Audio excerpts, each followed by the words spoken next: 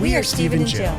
Together, we've been buying and reselling land since the 90s. Our data-centric approach leaves our buyers asking, how can you sell it so cheap? Here on the Land Academy Show. We answer that and more. I'm Stephen Jack Butella. And I'm Jill DeWitt, and this is the Land Academy Show. This is episode number 2203. Today, Jill and I are talking about how to deal with jealous friends when you're winning. I have to tell you, I'm not patting myself on the back. I'm qualified to talk about this today. Yeah. This has been going on for a long time. And I know there's a lot of you in our group that are dealing with this too. I can think of several right now that I hear them. They're not socializing as much. They're just kind of working with their family and doing their things. And I'm like, shucks. I bet they're experiencing what happens sometimes when your life is going great, your bills are paid, you just finished your dream house, and gosh, you're hunting every fall, and you're doing one deal a month. I would have a hard time being around you too if I hadn't figured that out. It would be hard. You're not married, but you're with the girl you really like. No, I'm saying this person is married. Oh. No. This is an actual person? Yes, I'm like, oh my God. I thought it was No, I'm speaking of a person in particular. Like, no, happily married, little kids, and they have the dream life, and they're in their 30s. And I can only imagine, how hard it is. Not even just their friends, but the family. Like, geez, and then everybody wants in on it. Yeah. And then you try to help them, and it doesn't work out, and then it's your fault. I can talk for a lot about this. Well, let's go on, but it's hard. The very first podcast I ever did was episode 0 of the Land Academy Show. It was called "All My Friends Think I'm a Drug Dealer," and it was this exact same topic. It's interesting to do this 10 years later. Mm-hmm. It's the same topic because my friends. The whole point of that show back then was, I've got expensive cars. I have a job. Mm-hmm. I don't work that much. It doesn't appear that I do anything. Yeah. So, I can be anywhere, anytime I want. Right. So, true. Each day on the show, we answer a question from our Land Academy member Discord forum and take a deep dive into a land-related topic by popular request. Okay. Stacy wrote, I'm brand new to Land Academy and really excited. I skimmed Land Academy version 3.0, the most recent, and I'm ready to make money. What should I do first? Hold on, Stacy. I'm going to go after you. I'm glad that you wrote this, and I think this is a common thing that I see happening. People jump in and they get a couple little nuggets and say, oh, I got this, and then they go off running, and then the next thing you know, they're like, oh, I missed this, I missed that, I didn't do my due diligence, I didn't price these right, oh gosh, I didn't do this, I missed a bunch. That's what can happen. So I'm going to say the average person, here's what I say, 3 times on the program. I would go through the whole program once. Then I would go through it again, slower, doing things, kind of thing like screen sharing. What Jack's doing on one screen, I'm doing on the screen opposite to him and learning it for myself. And then I would make note of the parts. That's my third sweep, is the parts that I really struggled with. And then I go back and spend more time on them. This is an in-depth, this is good. Well, because it's true and it's real. You don't want to, I don't want a surgeon that said, I got this. No, surgeons like they go through school, they get testing, right? Now they're in the real world hands-on. You need real world hands-on, and that's where our group comes in, by the way. When you're on phase 3 and I watched it, I practiced, now I'm really doing my mailer. And then you slow it down. Go watch all the advanced trainings on those sections that you are not as comfortable with, kind of thing. And slow it down and ask the group for help. Slow it down. Ask us on Thursday for help. That's kind of use the tools, your 3 sweep. all the tools that we provide. Because you know why? There's tons. Because, Stacey, it's going to save you time and money in the end. I don't want you to run around and make a bunch of mistakes and go, well, this is stupid. It didn't work. Oh, it sucks. I don't know how you guys do it, but you must all be lucky. No, we're not. We're just doing it methodically and the right way. I had you. When I learned how to do this, way back when, that was 16 years ago, Jack was teaching me. I'm like, what the heck are you doing? Are you sure you're not a drug dealer? I agree with that concept. Like, I'm dating you and I don't know when you'll work, kind of thing. Do you want me to be a drug dealer? No. I only know that I had to go to work and you didn't. And you're like, yeah, I just went by the office today. I did this, I did that. Oh, now I'm in San Diego. I'm like, well, I want that life. Jeez, what the heck? And like, yeah, I'm from the back of the boat, literally from the back of the boat. I worked for a couple hours. Now I'm off. I took the little boat. Now I'm in town having fun in Little Italy. I'm like, what? So anyway. Did that ever happen? It did happen. So now I'm just saying, but you have to put your head down and learn and get to that point. And so Jack brought me in, and then I had to learn. There were times that you could be off having fun. I'm learning the phones. I'm practicing. I'm doing this. I'm doing that. And it took me years to get caught up. Me, everyone. I had him. It still took me years.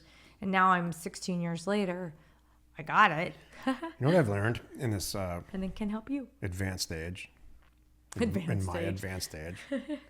Okay. There are things that I have patience for and things that I don't. Here's a short list of things I have patience for. Computers and computers failing. I don't know why. I will sit here for 5 hours, figure it out, get to the bottom of it, and fix it all. Software and hardware. I have incredible patience for when Jill's having a bad day. I don't know why. It's probably love. I have a huge, long list of stuff I have no patience for whatsoever, and it's not effective or helpful for me to go through that list right now. So you have to decide, Stacy and everybody else, if you have patience for learning and research and making money and building an empire. And doing it right. Really, probably most of you will be building a family at the same time and doing the right thing and accepting the ups and downs with all of that, so that at some point you get through those 4 stages of wealth we talked about earlier this week to that 4th stage of wealth, and you can look back and say, I earned this. Right. Or hopefully even better for you, in our case, we earned it together. And so that's what this is all about. It's not about what should I do first and how fast can I get my first deal done. It's never about that. Mm-hmm.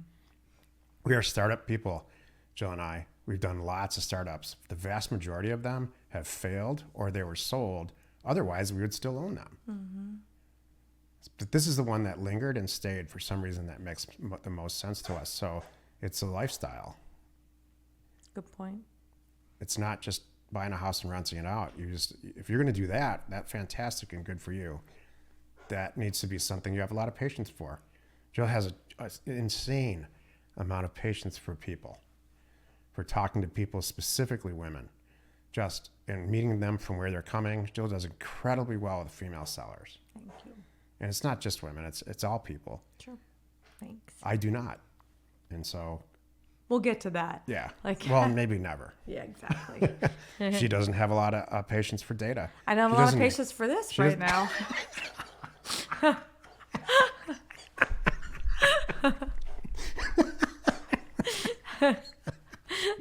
Today's topic, how to deal with jealous friends when you're winning. I guess Jill's certainly not jealous of me. No, well, sometimes I am. Even though she's winning. Right. Sometimes. All right. So I was describing this happens, and I don't want to say congratulations, you've arrived, you lost all your friends, because it's a sad reality, but it does happen. It's very hard when you start getting ahead and figure things out to not run around high-fiving everyone and celebrating, right? And it's hard. You have to remember that not everyone's in the same position. Even within Land Academy, a good example is the Career Path group. Like the Career Path group, they can afford it. Yeah. They won. They can afford Career Path. And now they're there to make even more money. Yep. Jeez. It's hard not to be a little bit jealous of them. Like, crap, I want to get to the Career Path level. And because I know the Career Path, they're making, $100,000 a month, and they want to make, $500,000 a month. Boo hoo, Sucks to be you, but it's true. That's what's going on. That's the reality.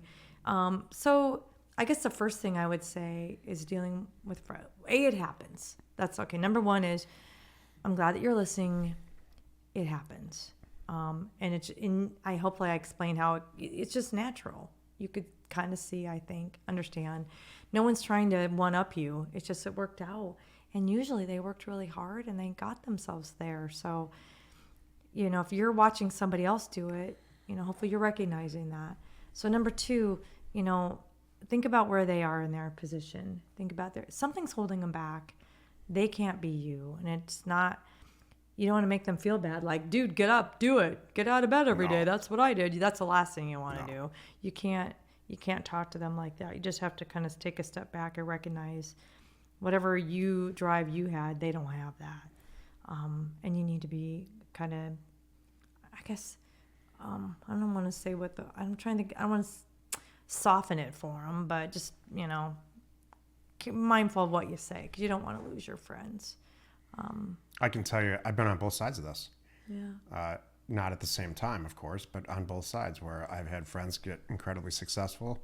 And yes, I was jealous and downright angry. And then, you know, more often, especially lately, I've had friends that are not that happy with me about it.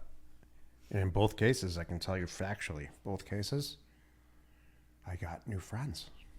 That's what's going to happen. You're going to lose some friends. It's sad. Well, that was my third point.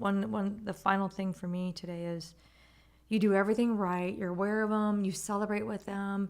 Let's just say you could be the perfect friend. You don't overdo it, but you offer to help out, pick up tabs now and then. You don't rub anybody's nose in it. You still drive your same car, let's just say, but you say, hey, I can afford this. Do you guys want to come on our boat? Let's have some fun, kind of thing. You could do everything right, and they could still be very, very jealous. It just happens, and it's not you, it's them in that situation. Because that has happened to me personally quite a bit. What you really should be doing, and be careful with this, so I say this lightly, because it's not for everybody, you should always be recruiting.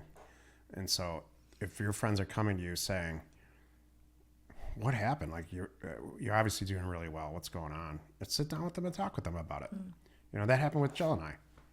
She eventually said, what's going on? You're obviously not a drug dealer, and this thing's working for you. And so we ended up being life partners, personally and professionally. And that was one of the best decisions the single best business decisions I ever made ever. So you can use this as a recruiting tool, but just be careful because be leery of people who just want to throw money at you with no expertise. And whenever you're recruiting anyone from a partner basis, look at what they've done in the past. Right. If they've been successful at something in the past, and whatever you need them for, they're not going to have to veer too far from whatever they did, talent-wise and all of that. Chances are they're going to do great. That's good. But to really directly address today's topic, you have to get a bunch of new friends. Sometimes. And they're going to, you know what? That's good for them. They can go hang out with other people because they don't want to sit there and watch you buy a new car. Right. They just don't. That's it.